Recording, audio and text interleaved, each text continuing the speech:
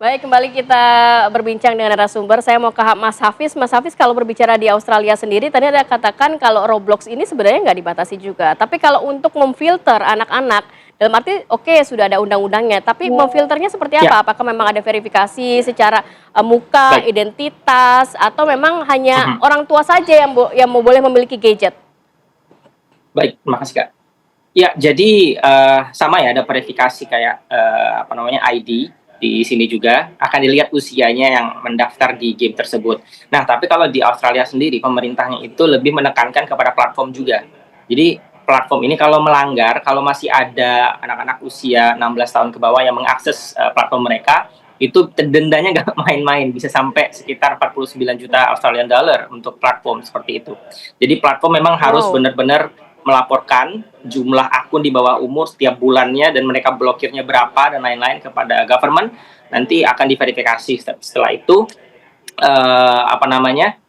di kalangan anak-anak itu juga nantinya akan ada verifikasi juga seperti ID dan lain-lain. Dan orang tua sekali lagi juga menjadi salah satu gatekeepernya ya bagi anak-anak sebelum mereka bisa mengakses itu. Sama seperti yang disampaikan oleh Kak Adrian dan Kak Bella tadi, sudah ada nih Mm. rate usianya.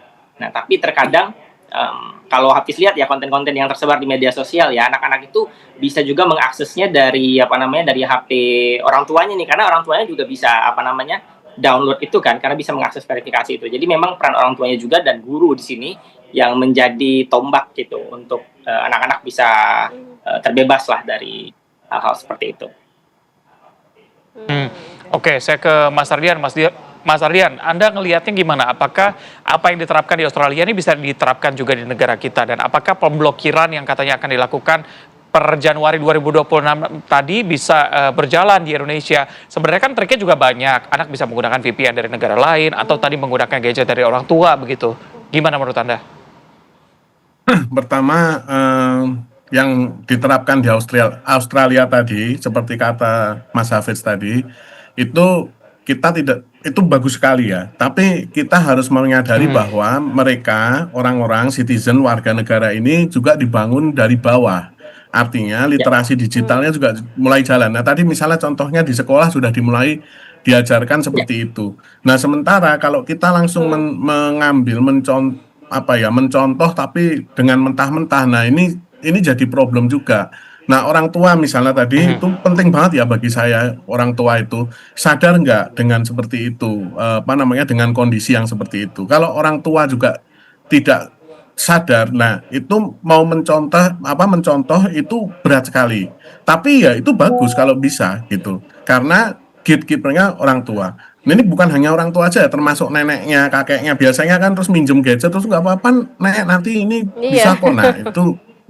Nah itu jadi problem pertama.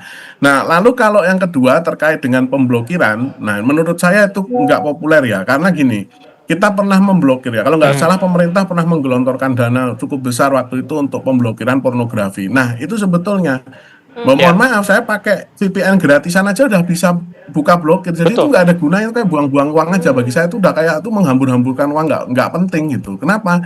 Ya Hmm, bolehlah ininya semangatnya gitu. Tapi resultsnya itu bagi saya kok gini ya gitu. Jadi itu bagi saya nggak populer. Pemblokiran itu menurut saya itu malah mengundang kontroversi, malah bikin orang itu nanti cari cara gitu. Pasti ada ya ibaratnya kalau peribahasa ada 1.000 jalan ke Roma lah kira-kira kayak gitu. Itu mudah lah diatasi kalau blokir-blokir gitu tuh mudah.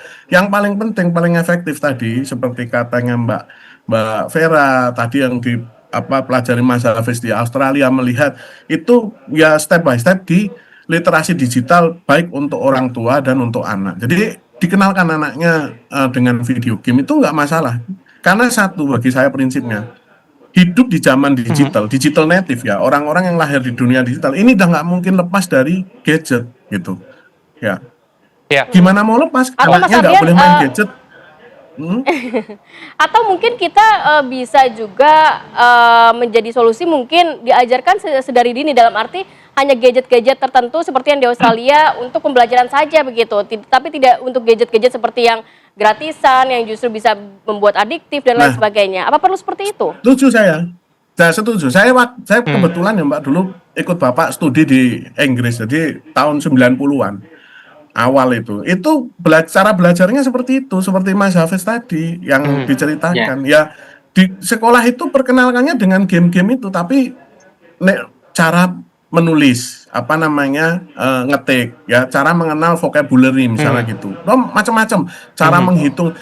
Dulu ya saya nyebut merek di Gramedia dulu ada CD game itu ya, CD game yang dijual tuh 15.000 20.000 yang itu dijual untuk belajar anak-anak. Nah itu sekarang nggak ada. Itu game yang sebetulnya berguna bagi anak-anak, dan itu sebetulnya di platform di YouTube, Play Store, iOS gitu ya, iOS Store, Apple Store, Play Store itu banyak sekali. Apple Store. Problemnya adalah itu nggak menarik, kalau bagi anak-anak mungkin nggak menarik. Nah ini yang seperti ini harus didorong, mungkin dimasukkan ke sekolah. Jadi kalau mau membangun kurikulum e-sports misalnya, kan sempet tuh, aduh udah lupain dulu e-sport itu untuk orang yang sudah bisa memahami perbedaan antara profesional dan addiction. Kalau masih main karena adiksi ya itu percuma ikut e-sport gitu. Itu enggak, bagi saya itu malah enggak malah chaos aja gitu, malah enggak karu-karuan tadi.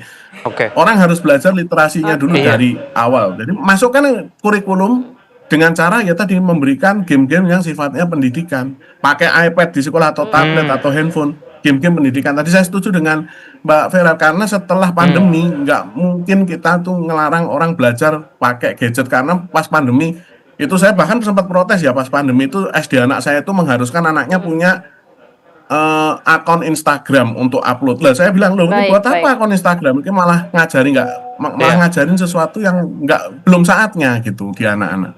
Padahal anak SD gitu ya. Itu saya kira. Betul, saya juga setuju tidak ada pemblokiran dan juga pembatasan, karena kalau kita lihat perkembangan internasional, gamification rekrutmen juga sudah mulai berlaku ternyata di Indonesia, di mana memang rekrutmen pegawai itu menggunakan main game bareng-bareng untuk melihat soft skill-nya, gimana cara menyelesaikan masalah, communication skill, kerjasama dan segala macam. Jadi sisi positifnya juga tetap ada, tapi lagi-lagi pengawasan dari keluarga, orang tua terutama ya, dari pemerintah juga harus ada begitu, supaya semuanya bisa berjalan dengan baik begitu ya. Terima kasih Mbak Vera dan juga Mas Hafiz, Mas Ardian sudah berbincang bersama kami pagi hari ini. Sehat selalu, Assalamualaikum.